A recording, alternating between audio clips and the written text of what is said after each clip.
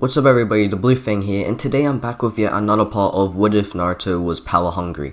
The like goal was done very well in the last part, so for today, I'll be putting the like goal at 400 likes for the next part. Let's see if you guys still want this series by completing that like goal. Also, go down in the description below and join a new Discord server I made with a few of my friends. Check it out for some good stuff. Now before I get into the recap, subscribe if you're new, hit the like button and turn on bell notifications. Now with no further ado, let's get into the video.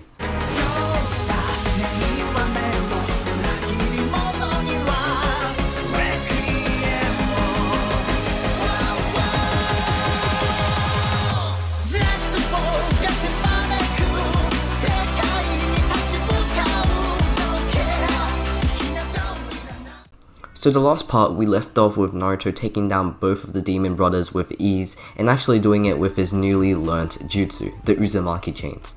He had learned about it from a scroll that had contained information on the Uzumaki clan, and with him reading this, he also found out that he is from the Uzumaki clan. Now at the moment, Team 7 are still on the path to the Land of Waves, with Kakashi keeping a close eye on Naruto at the moment from hearing rumors of some group made by the so-called Demon Child. But of course, they were just rumors to Kakashi, except they were true to us. Kakashi then grins from inside of his mask and turns to Naruto. So how's everyone keeping up in your group? Are they doing well, Naruto? Sasuke hears this but doesn't say anything or move a bit, but in his mind he's slightly panicking because of this. Naruto turns to Kakashi and decides to ask him what he means by that, not looking suspicious in any way when he does ask this.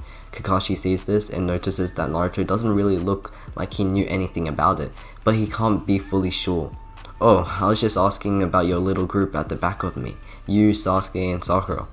When Kakashi says this, all three of the genin know Kakashi was up to something before, as Naruto and Sasuke are in the group while Sakura knows about it, but didn't say anything about it to anyone. Naruto stares right at Kakashi. "Oh, I guess they're doing fine, Kakashi-sensei. No one's complaining over here."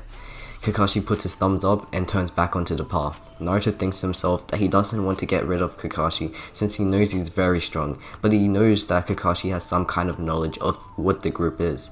He now just waits for all of this to play out and try to get Kakashi off his trail.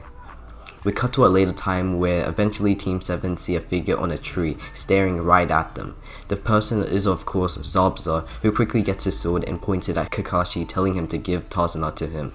Kakashi of course says no and pulls up his headband to reveal the Sharingan. The rest of Team 7 are shocked from seeing this, especially Sasuke, who was wondering how he got that. Zabuza starts to wave his sword straight at Kakashi, ready to fight him. Looking at how the sword is, Naruto remembers reading a scroll that talked about the 7 ninja swordsmen, and one of them having a sword that looked like that. It was said to be a really great sword, which Naruto would of course want if it was near him. Since of his power hunger, Naruto wouldn't want to hold back from wanting this weapon, and rushes straight at Zabuza with some bloodlust in his eyes. Everyone around him is shocked to see this, including Zabuza, who is met with a flying kunai already coming at his face. As Zabuza goes to dodge, Naruto teleports to the kunai and uses his Uzumaki chains to then wrap them around the executioner's blade, tugging it tightly towards himself. Zabuza then tugs harder, throwing Naruto onto the ground. That's what happens when you rush into a fight, kid. You don't live long enough in the shinobi world if you act like that, and now you're gonna see what happens when you do. Zabuza then sends his blade rushing down onto Naruto, but then both Kakashi and Sasuke come out of nowhere and stop him from doing so. They knock him back away from Naruto, saving him from getting stabbed with the same blade he had wanted. Naruto then gets back up on his feet, with Kakashi telling him to focus on the enemy first and not rush in blindly. Naruto nods his head and all three of them begin their attack on Zabuza simultaneously. Zabuza gets his blade ready and swings it everywhere, creating a gap from his opponents, but then Naruto is able to get a kunai past that gap, letting him be able to get the chance to attack him closely. As he begins to do it, he then stops and thinks that it would be better for all three of them to attack Zabuza at close range, so he calls both Kakashi and Sasuke to his side and tells them about what they're going to do. After he tells them, they both nod their heads, grab onto Naruto, and teleport with him to the kunai thanks to the flying Raijin. In a second, they all appear right in front of Zabuza, giving him no time to react. They all attack him with Naruto going for his blade as well. He is able to grasp it within his hands whilst Kakashi and Sasuke continue their assault. Zabuza gets knocked back into the tree, with Kakashi subduing him, giving him no time to do any jutsus. We cut to after a while with Naruto gaining the usage of the Executioner's Blade and Zabuza being captured. But like in the original, Haku comes out of nowhere and takes Zabuza away. But before he went, he told Team 7 that he will be taking Zabuza captured away, but of course that isn't true. Team 7 doesn't know this, so they let him off. Afterwards, they all go to Tazuna's place to rest themselves, while Naruto trains with his new blade outside. Kakashi had let him keep the blade as he thinks he'll go well with it. Suspicions are still there for Naruto, so he continues to keep an eye on him. Like in the original, Team 7 then trained their chakra as Kakashi had realized that Zabuza may actually still be alive. They eventually do this, and then days later, they go to the bridge where Tazuna is meant to build on. Sakura continues to be close to Tazuna, while the rest of Team 7 get ready to face their enemies. Mist starts to swarm around everyone, and then Zabuza begins to walk out from it. He then points to Naruto. "I think it's time for me to get my blade back, kid." Zabuza then starts off the hidden mist jutsu to get a sneak attack off on Naruto. Kakashi sees this and gets ready to defend his teammates, while Haku also makes his move, rushing at Kakashi first. Now, Kakashi is stuck facing off with Haku, leaving Naruto and Sasuke to take on Zabuza, whilst Sakura on the other hand is just by Tazuna's side protecting him. From the mist, Zabuza comes at Naruto, getting a kunai for himself to attack since he doesn't have his blade. Naruto then creates a whole bunch of clones to shield himself just in case Zabuza comes to attack him from the mist. Zabuza is able to blitz through all the clones, getting towards Naruto, but then Sasuke emits a fireball jutsu around the mist, making sure to not hit Naruto as well. As he does this, the mist starts to separate, revealing Zabuza about to attack Naruto. Naruto then dodges straight away, with him then swinging the blade straight at Zabuza's legs. Zabuza catches the blade and sends it right back at Naruto. Naruto gets thrown backwards, but he gets it back up quickly to see Zabuza come down on him. He easily pins him down as well. Zabuza then chuckles at this, but as he does go for a punch into Naruto, Naruto disappears from his view, revealing to be a solid clone. More clones begin to grab onto Zabuza's arms, pulling him down. The real Naruto comes from above Zabuza, about to send the Executioner's Blade right into him. With no time to react, Zabuza can't do anything until Haku shows up at the exact time the blade was going to pierce through into Zabuza's skin. Haku takes the blade stab into him, saving Zabuza from a fatal death, like in the original. Naruto pulls the blade out of Haku, then gets away from them. Kakashi comes to where everyone is to see what has happened. Zabuza is on the ground at the moment, surrounded now with a dead Haku by his side. But then Gato and his men all arrive and laugh at Zabuza's defeat.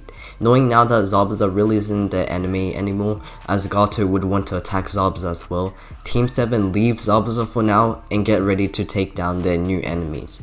Gato chuckles at them, saying how could they beat him if they all looked so tired. Naruto grins at this and thinks that this could be the best time to use his new blade fully.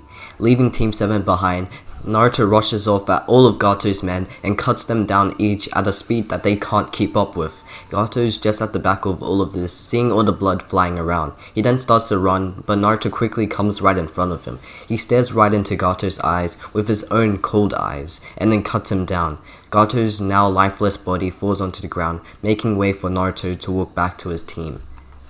Afterwards, Tazuna is now free to build the bridge. Team 7 have captured Zabuza, and they all go back to the Leaf Village.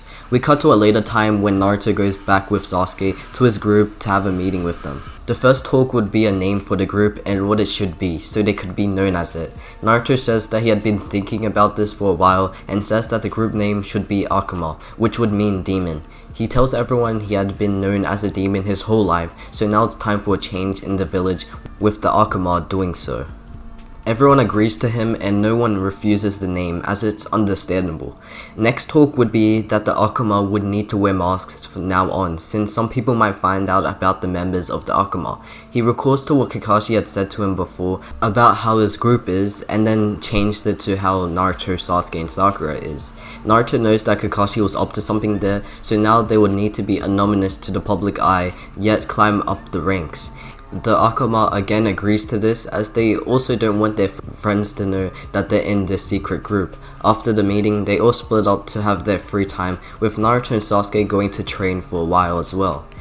We then cut to when Kakashi calls Team 7 to tell them some good news. He goes on to explain things about the upcoming Chunin exams and how you could become a Chunin if you win. Naruto of course is interested, as if he becomes a Chunin, he can progress up the ranks from there. Sasuke of course knows what Naruto is thinking and is excited as well for the Chunin exams. Kakashi tells Team 7 the details and then sends them off to get ready for the exams. And that's where I'm gonna end off this video. Hopefully you enjoyed, and if you did, make sure to get this video to 400 likes for the next part.